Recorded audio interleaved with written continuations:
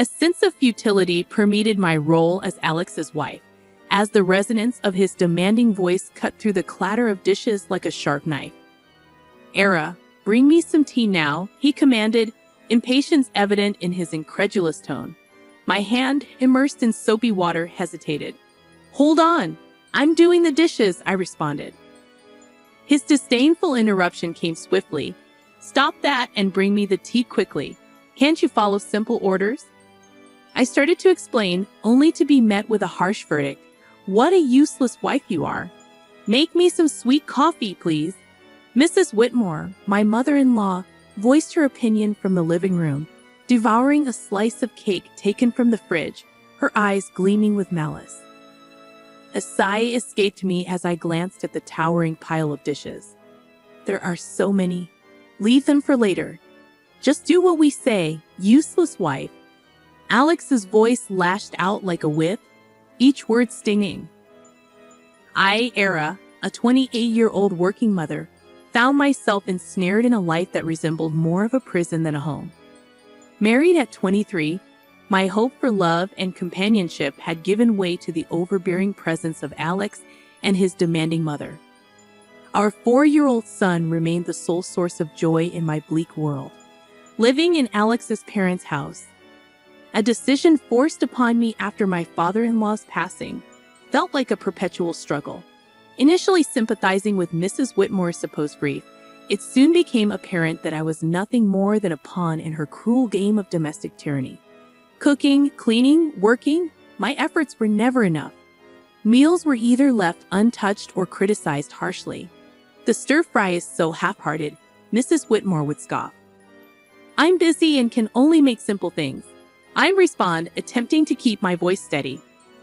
"That's why I hate backtalk from a daughter-in-law," she'd snap. Their cruelty escalated over time, shifting from harsh words to a chilling silence, ignoring me entirely as if I were a ghost haunting my own home. 5 suffocating years passed, and as Alex and I turned 35 and 33 respectively, the oppressive atmosphere remained unchanged. My mother-in-law, now 63, seemed to thrive on my misery. One evening, as I trudged home from work, a heavy realization settled over me. My existence seemed pointless in their eyes, a shadow unseen and unheard. The only voice that acknowledged me was that of my son, and the thought of losing even that small recognition became unbearable as I returned home. I initiated the cooking process immediately, attempting to push away the gloom that had settled in. I prepared mapo tofu, fried chicken, and a stir-fry with bell peppers and pork, hoping to infuse some semblance of normalcy into our dinner. "Bring me the mayo," Alex abruptly commanded, breaking his long silence. "Sure, here you are," I replied, handing him the mayonnaise. His first words to me in ages were not of gratitude or conversation, but a mere order. It proved to be the final straw, the breaking point of my patience and tolerance. The evening took a turn for the worse when Mrs. Whitmore demanded, "Clean the toilet." "What now?" I gasped. "Yes, now," she insisted, her voice dripping with venom.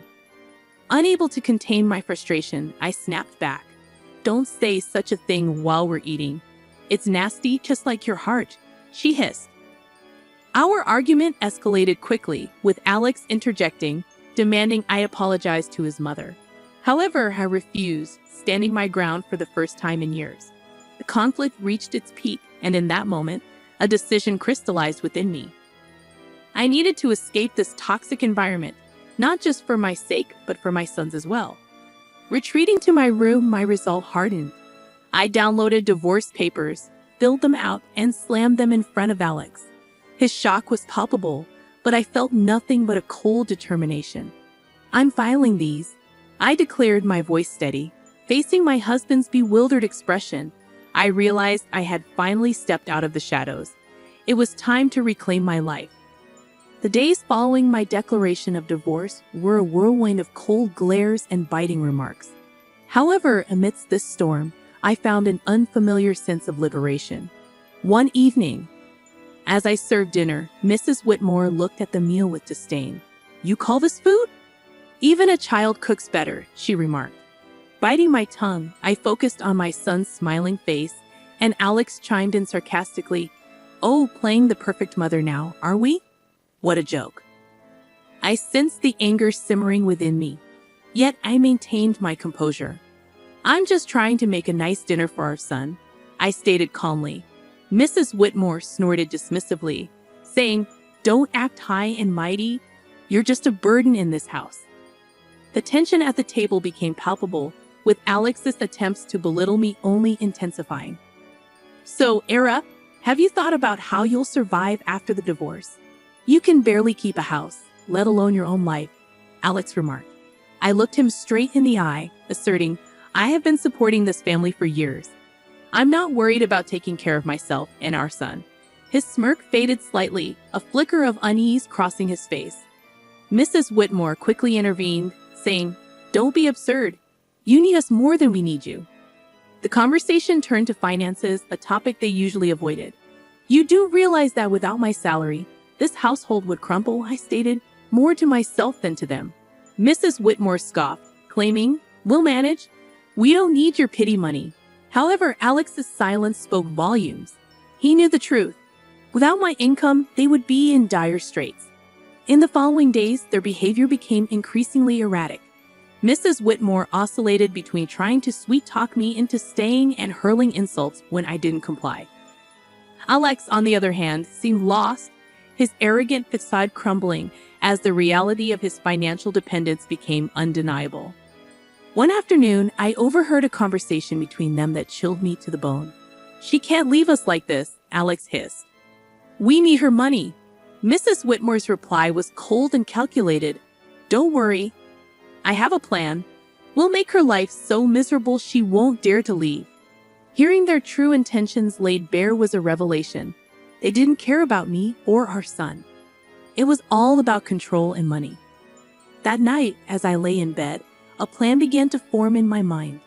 If they wanted a battle, I would give them one, but it wouldn't be fought with words or petty arguments. I would get them where it hurt the most: their pride and their pockets. The next morning, I started putting my plan into action. I contacted a lawyer, a sharp and renowned woman. "I want a divorce, and I want to make sure they don't get a penny more than they deserve," I told her. She nodded, her eyes glinting with determination. "We'll make sure of that. You've been the sole breadwinner, right? We'll use that." As the days passed, my resolve only grew stronger. I embarked on the task of documenting everything: the insults, the financial manipulation, even the smallest grievances. It was time to turn the tables, time for them to face the consequences of their actions. As I built my case, a sense of empowerment filled me. For the first time in years, I felt like I was in control of my own destiny. The shadows of discontent were slowly lifting, and in their place, a new dawn was emerging. As the divorce proceedings began, the atmosphere in the house grew increasingly toxic.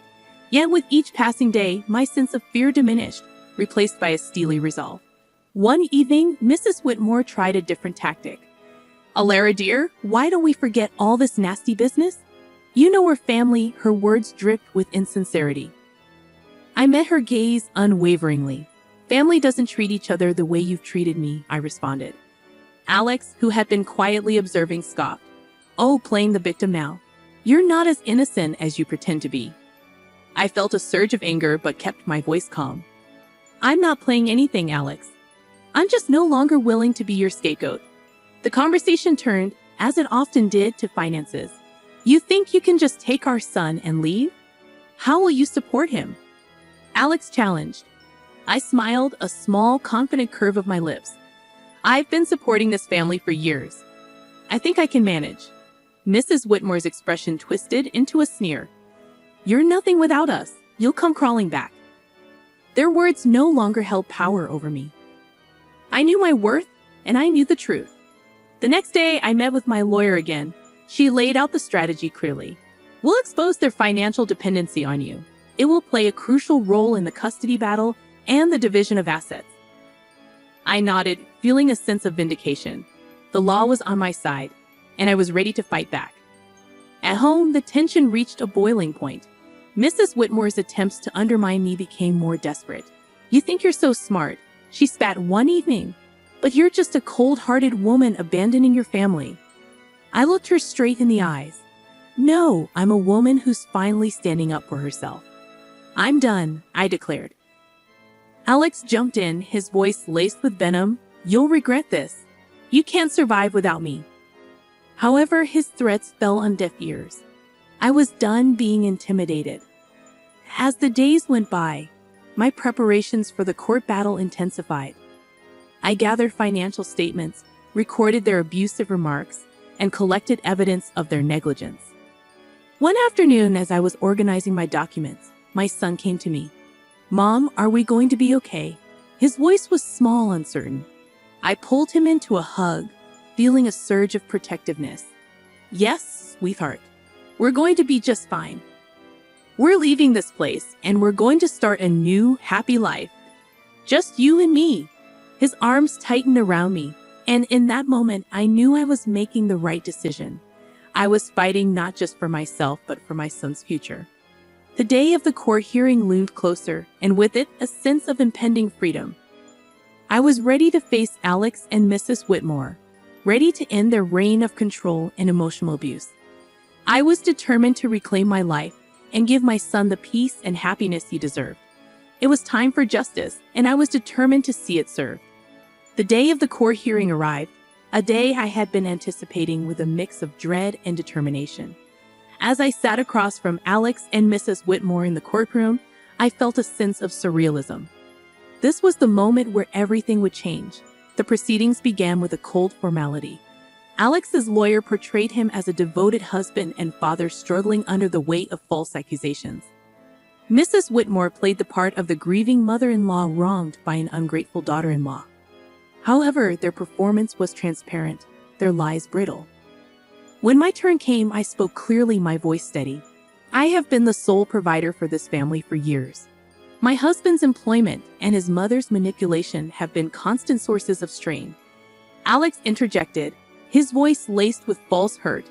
Alara, how can you say these things? I've always supported you. I turned to him, my gaze unwavering. Support is more than just words, Alex. It's about actions, and your actions have shown nothing but selfishness and cruelty. The judge listened intently as I presented my evidence. Financial statements, recordings of their verbal abuse, and testimonies from neighbors who had witnessed their behavior. The truth was undeniable, and as the evidence mounted, Alex's facade began to crumble. Mrs. Whitmore's composure cracked, her mask of innocence slipping away. The courtroom was silent, the air thick with tension. Then came the revelation that sealed their fate. My lawyer presented photographs and documents proving Alex's infidelity and Mrs. Whitmore's illicit affair with a wealthy neighbor, Mr. Harwood. The courtroom erupted in murmurs as the images were displayed, showing them in compromising positions. Their deception was laid bare for all to see. Alex's face turned ashen, his eyes wide with shock. Mrs. Whitmore's expression twisted into one of fury, her hands trembling. You invaded our privacy. Mrs. Whitmore shrieked, her voice shrill. I looked at her, my voice calm but firm. No, I exposed the truth, a truth that you both have been hiding for too long. The judge called for order, but the damage was done. Their credibility was shattered, their lies exposed in the harsh light of the courtroom. As the hearing came to a close, the judge's verdict was clear. I was granted full custody of our son, and a fair division of assets was ordered. Alex and Mrs. Whitmore were left with little more than their shattered reputations. Walking out of the courtroom, I felt a weight lift off my shoulders. The years of manipulation and emotional abuse were finally over. I had stood up to my oppressors and emerged victorious. The sweetest moment came when my son ran into my arms outside the courthouse, his face bright with relief and happiness. We did it, Mom, he said, his voice filled with joy. Yes, we did, I replied, holding him close. We're free now. It's just the beginning for us. As we walked away hand in hand, I knew that this was not just a victory for me.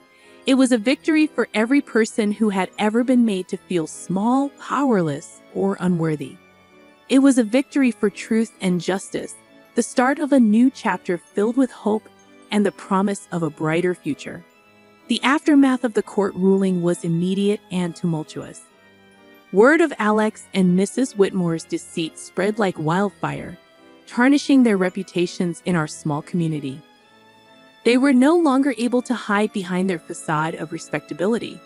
In the days following the verdict, societal judgment and consequences awaited them. I concentrated on rebuilding my life with my son, finding solace in the satisfaction that Alex and Mrs. Whitmore were facing the consequences of their actions. One evening, as I prepared dinner, I received an unexpected visitor, Mrs. Harwood, the wife of Mr. Harwood, with tearful eyes. "Alara, I heard about everything. I can't believe what Sylvia, Mrs. Whitmore, did." Her voice broke, and the pain etched on her face was evident. Inviting her in, I offered a cup of tea, and as we sat at the kitchen table, she poured out her heart. I trusted her as a neighbor, as a friend, and to think she was having an affair with my husband, she said. I listened, offering words of comfort. It was clear that Mrs. Whitmore's actions had caused more damage than she had ever anticipated. The next day, I encountered Alex in town. He was a mere shadow of the man he once was, his arrogance replaced by a look of defeat. "Alara, please, can we talk?" he asked, his voice barely above a whisper.